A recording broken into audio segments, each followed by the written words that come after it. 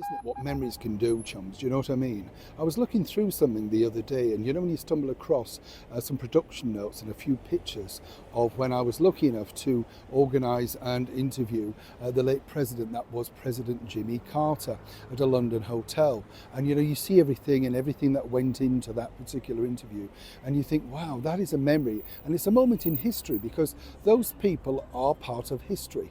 You know, as I said to you before, I remember watching him coming home from school on TV, and you know, the big lectern and the President of the United States and stuff, and you think, wow, is that the President? You know, because it's the first time you've sort of come across something like that, isn't it? I think it's the first time you notice things on news. I don't know if people would do that in today's society. Do you? Let me know, of course, if you think so. But you know, our generation, we watch the news. Now everything's just swiped along, isn't it? So the memory probably isn't as indelible, which got me thinking about the time that I met this lady.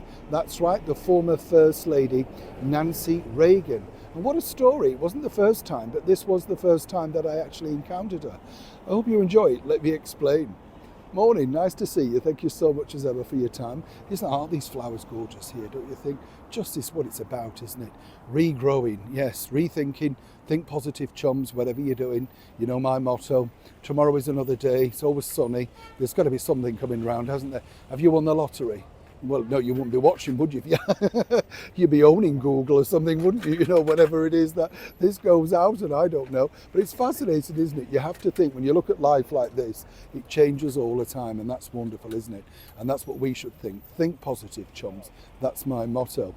It was a little bit like this when I was lucky enough, many years ago now, quite a few years ago. I, as many people know, am a former thespian, performer, variety, vaudeville, whatever you want to call it, and in between many jobs, and you have to have many jobs. You know, this is the thing, you can't wait for those big auditions. And in between jobs, I sang in various places, wonderful places like the Savoy, the Dorchester, and Claridges, where they had bands and stuff like that. And we were told on this particular, you know, day, night, whatever, that Nancy Reagan was going to be staying at Claridges because she was over here for a visit. I'm not sure, if I'm really honest, whether the president was with her, Ronald Reagan. I really don't know. That's terrible, isn't it? But that, you know, you know what I'm saying? We don't have the internet at that point. So I didn't know, you know. Now, honestly, what happened was I was performing in the area, the bar area, and, you know, there was Nancy Reagan, literally very sort of petite, very demure, just sitting there, you know, with obviously some entourage, maybe some security, who knows. But I didn't get the opportunity to talk to her until this particular pivotal moment. And it was fascinating when you think, because London, as you know, or you may not know, there's some wonderful garden squares. And very near Claridges is one of those wonderful squares where basically you get a key, and if you're lucky enough and part of the, you know, residents association, you can, right, go and sit in the gardens. And you know, I'd been working there, stayed there, and then I thought, right, I'll have a little bit of a rest time in here and then get on to the next job. I was also working as a journalist at the time, and in those days, remember, we didn't really carry cameras or anything like that. The best you had was a dictaphone, right? And you couldn't just get out that had to be agreed, you understand? Now here's where this gets interesting, because I'm sitting on this bench and walking round the corner is none other than the former First Lady, Nancy Reagan, right? And what's interesting here is she was on her morning constitutional, a walk round, yes, a wanderer, as we say in the north, right? And she said to me, are you the guy from, you know, yes. And we had this wonderful informal conversation. Sat down on the bench and we just chatted about all things music, etc. A lovely lady, you know, very much engaged in you, what you were doing, what were your dreams, what were your hopes. But we also got on because, of course, I loved the movies, as you know, the whole Hollywood movies, and she'd been part of MGM. At that point, I'd become friendly with Mickey Rooney and Debbie Reynolds and people like that. So, you know, we had sort of a connection, if you like.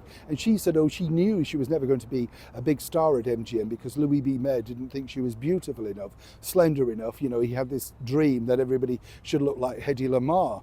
And we laughed about it, and it was a wonderful sort of conversation. I think around about 12, 14 minutes long. I did meet her again on another more formal occasion, but that's for another time. And then what happened was she said, you know, you sang beautifully, which was lovely.